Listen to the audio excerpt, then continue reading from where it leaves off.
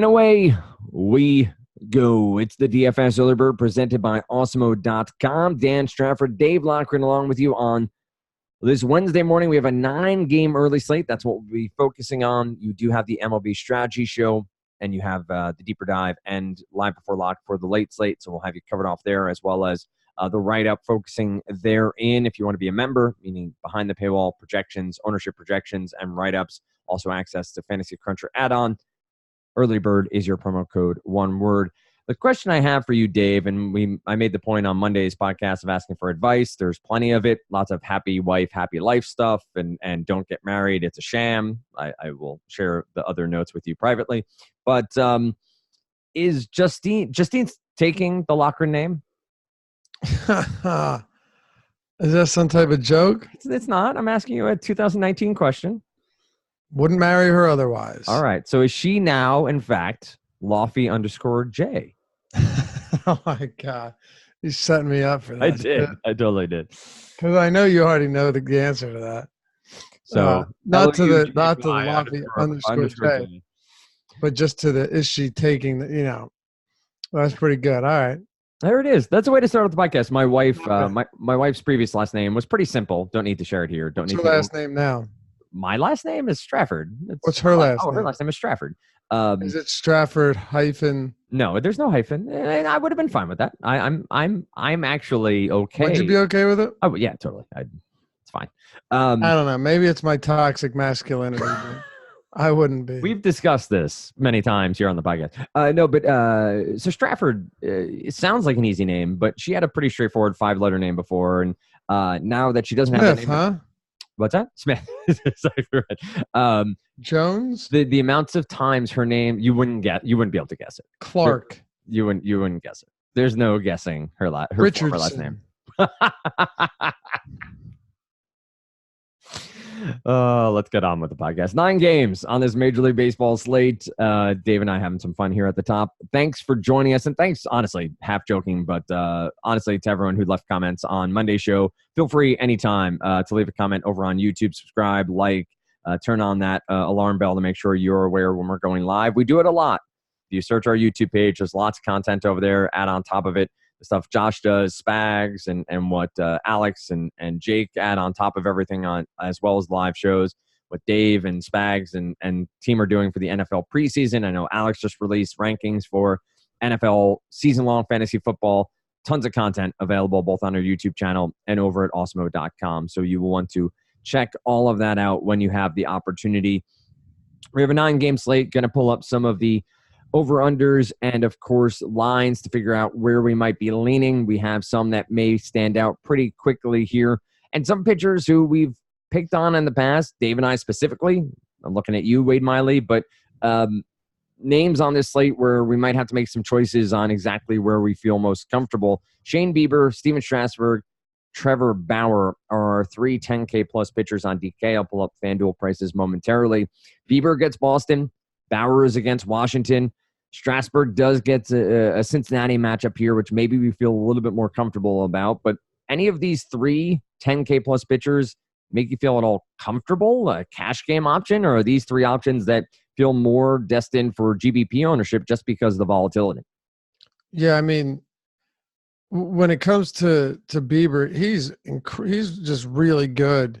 Really, really good. But so is Clevenger. And we saw what Boston did to him yesterday. What was it, 11 hits in like 3 1/3 or 4 innings? It isn't to say that the same thing is going to happen again, but it's just a really brutal matchup, man. And you're not getting a discount on Bieber either. So if I'm paying the same price for him as I would be facing like Toronto, then I think you're better off just looking elsewhere.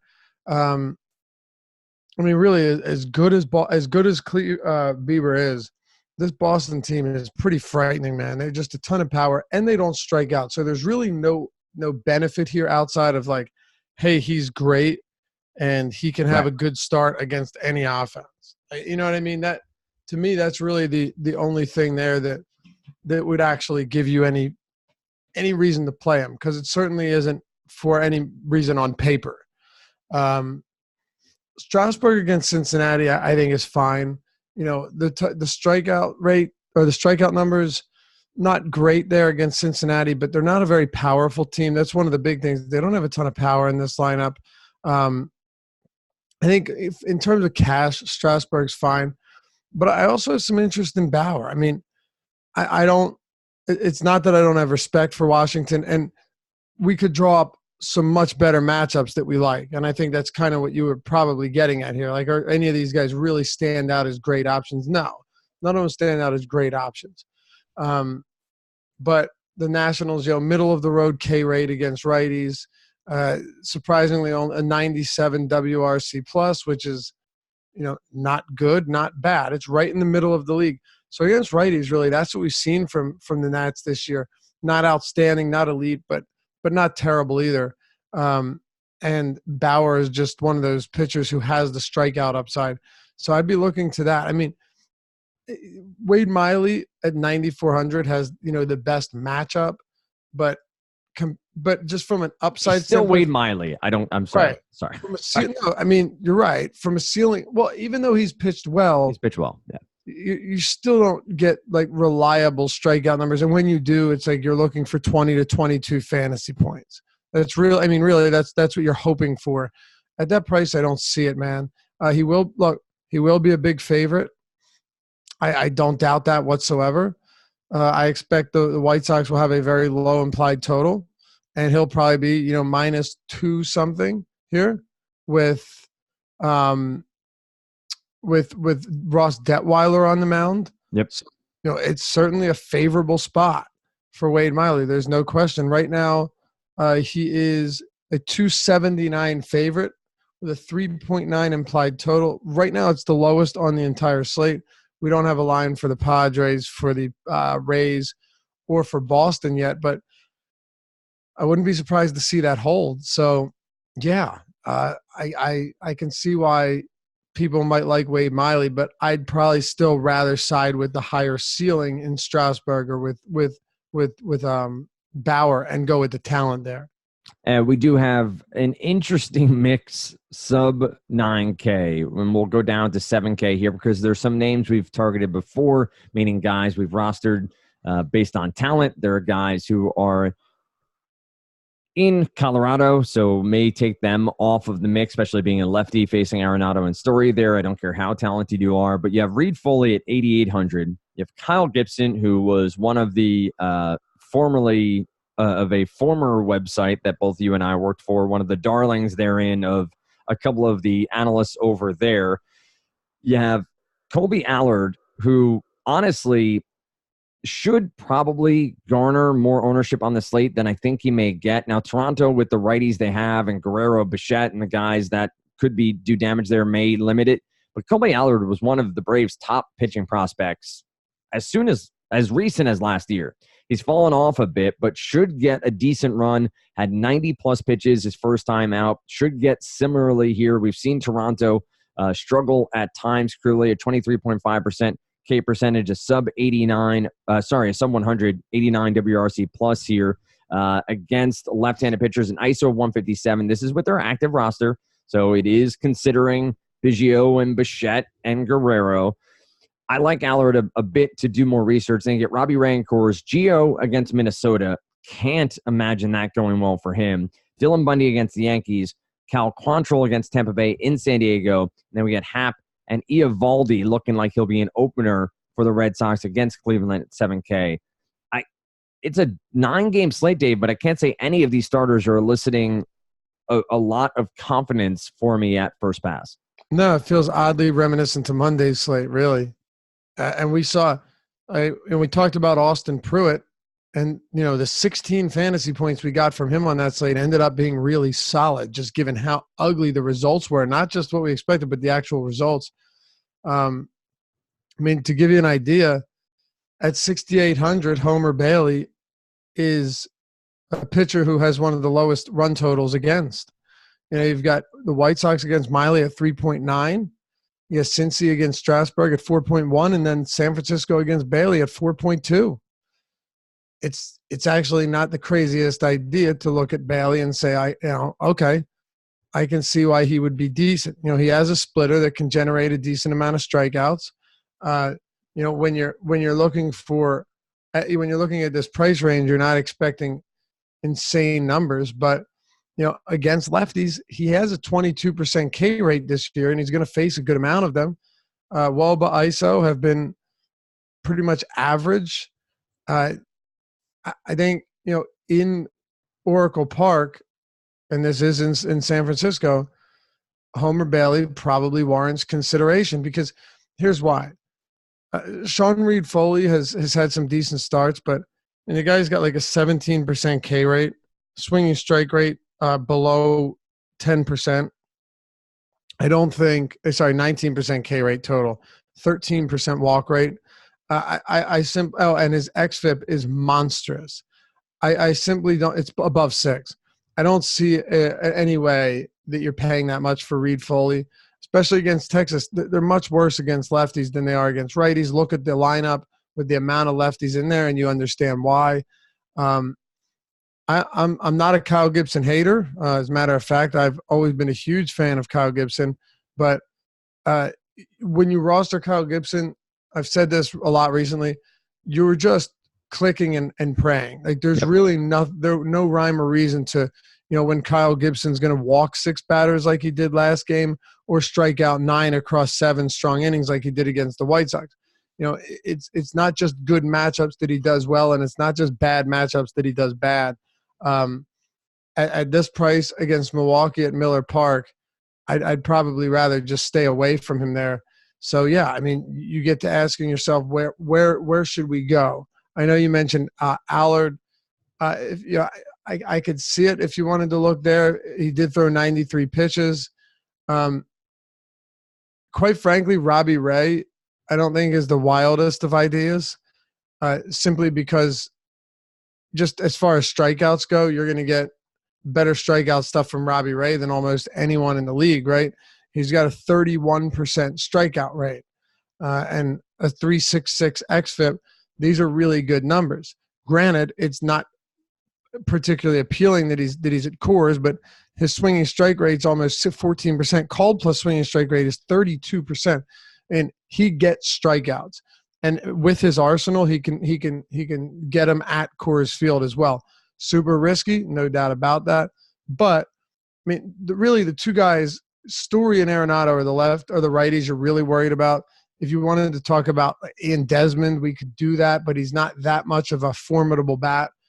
I don't think it's outrageous to consider Robbie Ray as a viable option here. It's risky, but in tournaments where, we've seen him at 11-4, 10-8, 10-4, 9-8 against the Dodgers, down to 8-1 because of the park, I'm not going to let the park keep me away from him entirely just because it's at Coors when he is someone that could go out there and rack up double-digit strikeouts.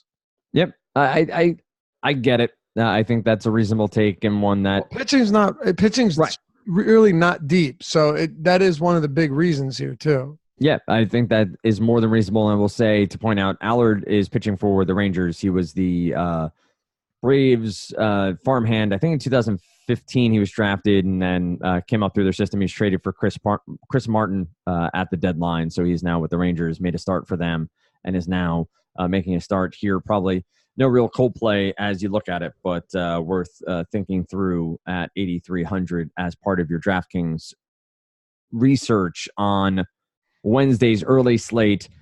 Anybody else, though? You've hit on some good topics. I think Robbie Ray is at least worth being part of your research and could be, depending on ownership, which Osmo does provide ownership projections, could be an interesting pivot to a single-digit ownership against a potential strikeout-heavy team in Colorado. Anybody else that you see up to that 7K mark of Nathan Eovaldi you want to touch on? You're saying at 7K or above? Yeah, like Bundy, Quantrill, Happ, any of these guys, Happ against Baltimore, potentially? Yeah, I mean, we can discuss J.A. Happ, but one of the big things here is I'm curious to see what his ownership is going to look like. If J.A. Happ ends up seeing considerable ownership, I would actually have some interest in Baltimore bats, just because the home runs have been a serious issue, particularly against righties this year. And I would think, just based on the lack of depth, the dearth of options at the position, yep, that that J.A. Happ will probably get some recognition. I think Homer Bailey, we can get to him now. Well, we kind of already have, so I'll just close it out with Bailey before we get to the bottom. I think Bailey will probably get some ownership as well because Eovaldi against Cleveland, that's not appealing at all. Cal Quantrill, massive splits, whether it comes to facing lefties or righties. We don't have a line on that game yet, but my guess is that it's not particularly appealing for anyone that's looking to roster Cal Quantrill. Let's see here. I just want to pull this up real quickly. On the season, he has a 20% K rate, 15% against lefties, and 26% against righties, which again is one of the big things here. He's been very, very good against righties, actually. Lefties, he struggled quite a bit. I'll be interested to see what the lineup looks like for Tampa. And Quantrill does do a good job, particularly against righties, of getting a ton of ground balls, 58%, no hard contact either. This could be a spot to deploy him. I wish he was cheaper, but I think we'll probably have to at least entertain the idea that Cal Quantrill will be in our player pool and end up in some lineups on Wednesday. Yeah. Any cheap bullets that you're willing to fire? You mentioned Bailey. Is Tyler Beede on the other side against Oakland in play, or is that lower end of the strikeout percentage for the Athletics a little bit too much of a deterrent for a $5,600 pitcher? Yeah, I could see him being an option, but that's really just hoping that he gives you what, 5 innings and limits runs at an elite clip, because I don't see it happening where you're going to get the strikeouts from him. That would be the biggest thing. I simply don't see where the strikeouts are going to come from. Not against Oakland. Oakland's just been a much better team in terms of striking out, particularly against lefties. I'll grant them that, but I still don't like this matchup. And even so, they're still a bottom 10 strikeout team this season against right-handed pitching with enough power to make you worry a little bit. Plus, Beaty's just not that good. Now, here's the one benefit, though. And I mentioned this with Quantrill. Beede against righties is actually pretty decent from a strikeout perspective, which is, once again, what we're looking for. Like, that is king in DFS baseball. Striking them out at 24.4%. Lefties only 17% of the time. But righties, even though he's striking them out a lot, they are hitting for power. Oracle should suppress that at least enough, right? You would think it would be enough to suppress that. He's been average. He's been pedestrian at home, which on this slate is probably what you're looking for. And I don't think you'll get many lefties in this A's lineup. Right. So that'll be worth considering, or at least worth paying attention to, because you're really not going to have a ton of viable options. Looking at the last lineup they ran out against a righty, 1, 2, 3, 4, 5. So they had Chris Herman, Profar, Grossman, Olson, Martini. So they did not have a lot of righties, but that certainly doesn't seem like your standard Oakland Athletics lineup. Like, right. This one, Grossman, Olson, Profar. So they'll probably have 5. Well, you're going to have the pitcher. So that's one benefit for Beede. Not that he wouldn't already face him, but the A's can't run out of DH. I think you'll have 5. Yeah, I think you'll have, well, including the pitcher, you might actually have 6, Dan. And if that's the case, it would make this a more interesting spot for Tyler Beede. But you're not going to Detweiler against Houston. You're not going to Freeland. I'd love to play Jalen Beeks, but I don't think you can do so at that price point. I think he needs to be cheaper. And you'd probably say, all right, I'll go to Homer Bailey instead. At least I know that he can go out there and, if necessary, throw 100+ pitches. Hate to do this to you before you head out for a couple of days, but it's Herman for what you said was Herman. Thank you. You are right. Good times. Let's talk offenses. So obviously we've talked about how there's not a ton of pitching that we love, but this also can become a double-edged sword where targeting the right offense when pitching is on the lower end of the pool can become that much more difficult a task. You mentioned Clevenger having a bad night. Wheeler had a so-so night. You did have a team like the Dodgers still go off on Tuesday and so on. But what do you got? Which is someone like the Minnesota Twins piquing your interest against a lefty, Gio Gonzalez, with the righty power they have? Is it going down to the Arizona bats facing against Colorado's Kyle Freeland, Houston against Detweiler? What are some of your favorite stacks at first glance here? I mean, I think that one of the biggest ones, again, is the Yankees. They just pile runs on every day, and until they stop, I'll continue to play them. Houston against Detweiler, like you mentioned, yeah, I mean, no question, this is a really appealing spot. You look at the Astros numbers against lefties, and they are remarkable. Where do they rank in WRC plus? Oh, first, 141. Where do they rank in ISO? First, 242. Where do they rank in weighted on base average? First, 377. The Diamondbacks are second at 356. Like, that's how good the Astros have been against lefties. And what about strikeouts? 29th, 18.1% on the active roster with 10.4% walks, which is second highest in the league. I mean, they just absolutely trounce lefties. Detweiler would be better off, I don't know, tripping and falling down the steps so he can avoid this start. Not a true recommendation, but maybe call out sick because it's going to be ugly. It's going to be rough. Yankees and Houston are clearly the two favorites here. And then the Arizona Diamondbacks, you know, I think you've mentioned this a bunch of times, but they're also very good against left-handed pitching. You know, very good. Like I said, second highest WOBA in the league behind the Astros. They are fifth in ISO at WRC plus at 117, and a stellar 210 ISO, which is also fifth. So they're up there towards the top of the league, and second in WOBA, but everywhere else towards the top five. Very potent team. They can load up with righties, and they got a couple lefties that can hit lefties for power. Those are the three teams here. I don't know how far off that you need to get. You know, Colorado against Robbie Ray, I can see it. Maybe Texas against Reed Foley. I think you get them at very low ownership, and I would expect to see some regression from him. And one more I'll just throw out there. If J.A. Happ is going to be popular, Baltimore does not have a high total, but they do actually have some righties that can hit for some pop. Totally. I'm not saying they're good, but I am saying that J.A. Happ has struggled with right-handed power.